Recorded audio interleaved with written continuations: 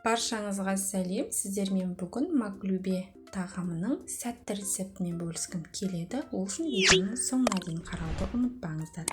Бізге қажетті заттар ет, картоп, сәбіз және пияз.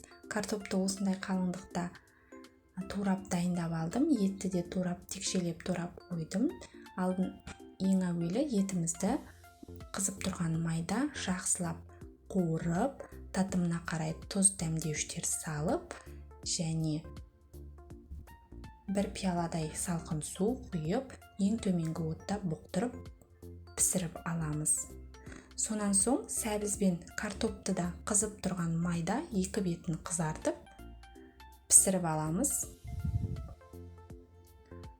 Енді күрішімізді дайындауымыз қажет. Ол үшін күрішті жуып тазалаймыз да 3 ас қасық май құйып табада 2 минуттай қуырамыз.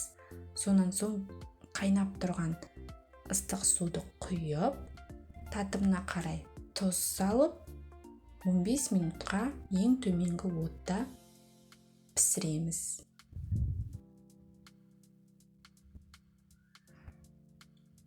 Он 15 минут өткен соң күрішімізді ортаға жинап,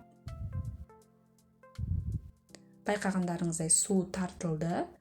Енді күрішті ортаға жинаймыз да 5-6 жерінен қасықтың көмегімен тесікшелер жасап, бетін жауып 5 минутқа ең төменгі отта бұқтырамыз. Ал енді маклюбе тағамымызды жинайтын боламыз. Бұл ең сәтті рецепттің бірі және оңай.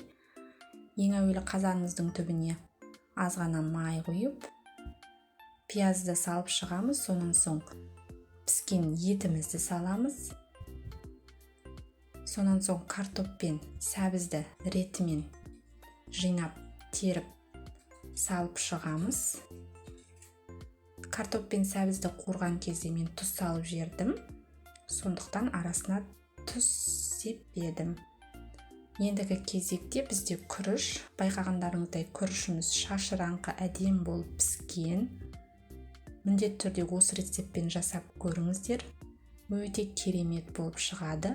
Күрішімізді салып, үстінен еттен қалған сорпаны құйып, ең төменгі отқа 5 минутқа бұқтыратын боламыз.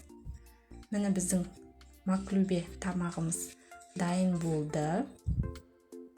Байқағандарыңыздай ешқандай қазанның түбіне жабыспаған.